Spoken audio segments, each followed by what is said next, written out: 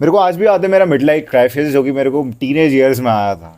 मैं जब भी पढ़ने के लिए बैठता था, कुछ प्रोडक्टिव करने के लिए बैठता था, मैं बैठ तो जाता था, देखो इस बात में झूठ नहीं है, मेरे को अंदर से बहुत मोटिवेशन होती थी। एकदम फिजिक्स वाला की जो मोटिवेशनल वीडियोस नहीं होती, वो देख के मैं बैठता था कि आज तो करके दिखाएंगे।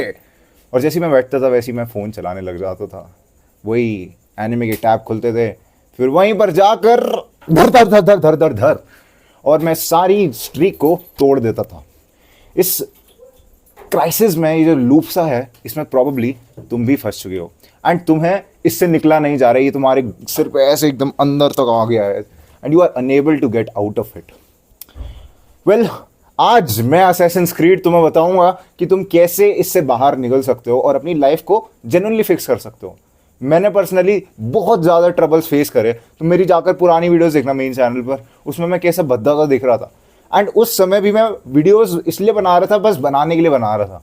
उस समय भी मैं बहुत ज़्यादा चीज़ें फेस कर रहा था, ट्रबल्स को फेस कर रहा था, और मेरे को समझ नहीं आ रहा था ज़िंदगी के साथ हो क्या रहा है। मेरा वो वाला जो फेस था ना, वो इतना गंदा जा रहा था कि मेरे पास कुछ जीने का वो ही नहीं था सहारा।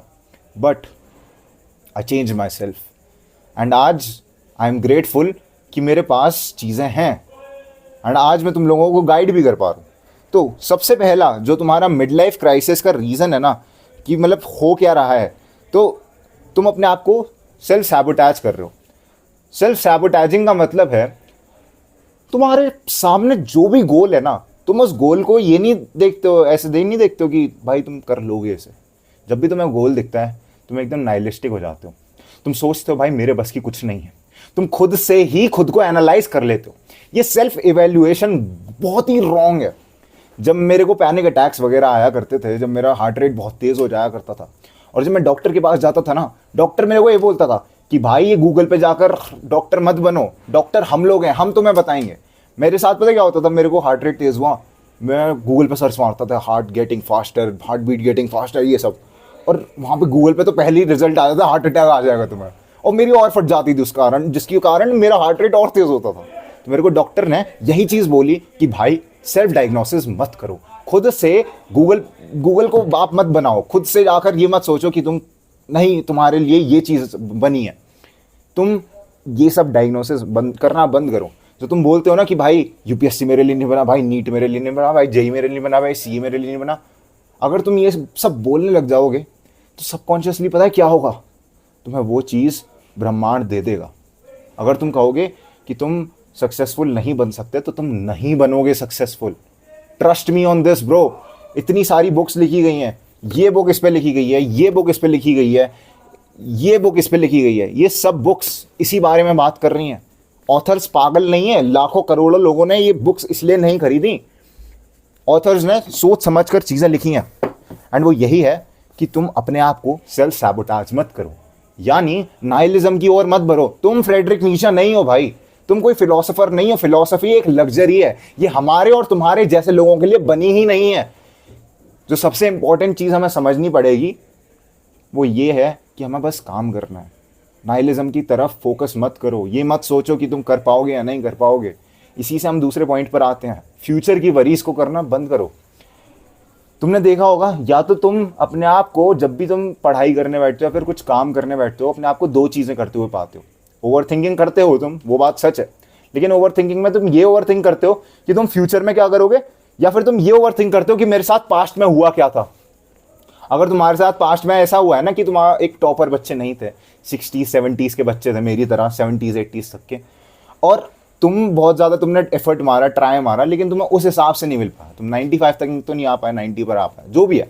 तुम्हारा अगर पास्ट अच्छा नहीं रहा तो तुम्हें पता है क्या बताएगा, कि तुम्हारा फ्यूचर भी अच्छा नहीं जाएगा।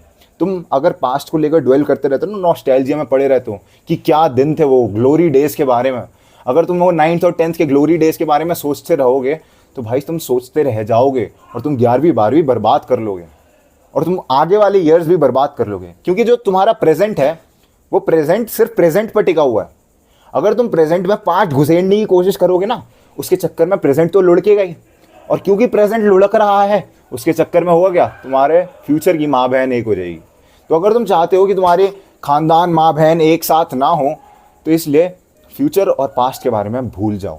These do not exist. मत सोच भाई इनके बारे में सिर्फ और सिर्फ अभी पे फोकस कर, अभी क्या बेटर कर सकता हूँ। अगर यू फील लाइक कि इट्स वेरी लेट, मैंने बहुत लेट स्टार्ट करा या फिर मेरी ज़िंदगी में सब जा चुका है, नहीं गया, कुछ भी नहीं गया।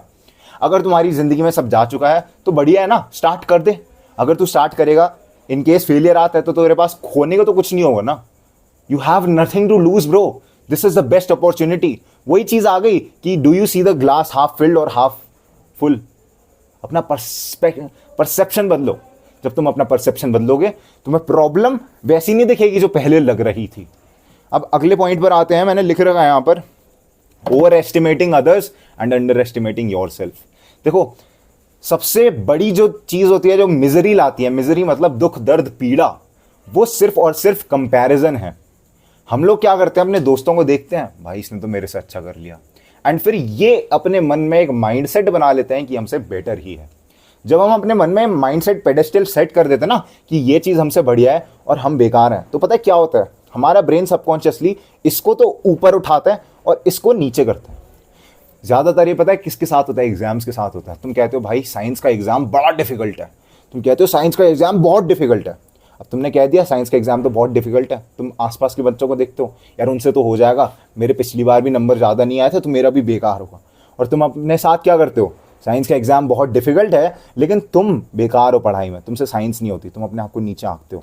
तो जो गैप होता है ना बीच वाला, ये गैप बहुत ज़्यादा बढ़ जाता है, और जब ये गैप बहुत ज़्यादा बढ़ जाता है तो तुमसे वो चीज़ बहुत बड़ी लगती है, पहाड़ लगता है।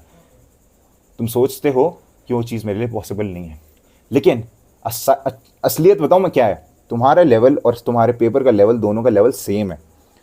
अगर तुम अपने आप को ये बोलोगे कि हाँ भाई हो जाएगा, तुम्हारा लेवल पेपर से ऊपर हो जाएगा और फिर तुम्हारे लिए पेपर कोई डिफ़िकल्टी नहीं होगा। ये ज़्यादातर उन लोगों के साथ होता है, मेरे साथ पता है पर्सनली कैसे होता था। मैं सोचता था मेरे को नज़र लग जाएगी अगर मैंने अपने बारे में अच्छा बोल लिया, तो मैं अपने बारे में अच्छा बोलता ही नहीं था। सबकॉन्शियसली वो चीज़ मेरे दिमाग में घुस जाती थी और मैं अपने बारे में बुरा बुरा बुरा बोलता रहता था। मेरे से कोई कहता था भाई तेरी जंपिंग बहुत बढ़िया है, भाई तेरी स्प्रिंटिंग बहुत बढ़िया है, मैं कहता नहीं यार मैं बहुत बेकार भागता हूँ, ऐसा कुछ नहीं। और इवेंचुअली हुआ क्या, मैं बेकार भागने लग गया। अगर तुमसे कोई बोलता है कि भाई तू पढ़ाई में बहुत सही है, कह दिया करो हाँ मैं बेस्ट हूँ, मैं पूरी दुनिया में सबसे बेस्ट हूँ। तुम देख लो कोई भी, कान्ये वेस्ट, ठीक है, जिन्हें बड़े बड़े ईगो वाले कहते हैं ना, Kanye West, Tyler the Creator, ये म्यूजिक रैपर्स हैं, XQC ये एक गेम का स्ट्रीमर है। इन सब बंदों से अगर जाकर तुम पूछोगे ना कि क्या तुम्हें पता था कि तुम फेमस होगे, क्या तुम्हें पता था कि तुम सक्सेसफुल होगे, वो कहेंगे मेरे को हमेशा से पता था कि मैं सक्सेसफुल हूँगा। जब तुम अपने आप को ऐसा फेक सिनेरियो क्रिएट कर देते हो ना दिमाग में, तो देर नहीं लगती इसे अचीव करने में। तुम्हें एक फेक सिनेरियो क्रिएट करना है जहाँ पर तुम अपने आप को देख पा रहे हो, विजुअलाइज कर पा रहे हो कि तुम्हारे पास वो सारी चीज़ें हैं जो कि तुम बचपन से चाहते थे। And trust me my friend, वो चीज़ें मिलेंगी। तुम्हारा माइंड सेट सिर्फ और सिर्फ इकलौती चीज़ है जो कि तुम्हें या तो बनाता है या फिर बिगाड़ता है। अमीर का बेटा अमीर क्यों बनता है? इसलिए नहीं क्योंकि उसके बाप के पास पैसा होता है, सिर्फ ये रीज़न नहीं है। नहीं तो डुबाने वाले बहुत डुबा सकते हैं। वो होता है माइंड सेट, क्योंकि उसका माइंड सेट बढ़िया होता है। धीरू भाई अंबानी का जो बेटा था, समझ रहे हो, he did it. And then वैसी जमशेदजी टाटा से आए रतन टाटा, क्योंकि उनके पास माइंडसेट था, उन्होंने कर दिखाया। Mindset is the only thing that you need. क्या 3 पॉइंट्स बताए? सेल्फ सैबोटाइज नहीं करना, नाइलिज्म में नहीं घुसना, ये नहीं बोलना मेरा कुछ नहीं रखा, मेरा फ्यूचर सब बर्बाद है या कुछ है, कुछ नहीं बोलना। वैसे ही दूसरा पॉइंट ये है कि फ्यूचर पे नहीं आना, ना फ्यूचर का सोचना, ना नॉस्टैल्जिया में जाना। वो ग्लोरी डेज जा चुके हैं, खत्म है, वो एग्जिस्ट नहीं करते, उसके बारे में सोच के कोई फायदा नहीं होगा। तुम जितना ज़्यादा सोचोगे उतना ज़्यादा तुम निठल्ले होते जाओगे, उतना ज़्यादा तुम अपने जंग में हारते जाओगे। और जो तीसरी चीज़ है बहुत इंपॉर्टेंट, दूसरों को ओवर एस्टिमेट नहीं करना और अपने आप को कभी अंडर एस्टिमेट नहीं करना। कॉन्फिडेंस में रहो, fake it till you make it रखो। This was it for the video. Grind set करते रहे, माइंड सेट तेरा बदल ही रहा हूं मैं जी जान।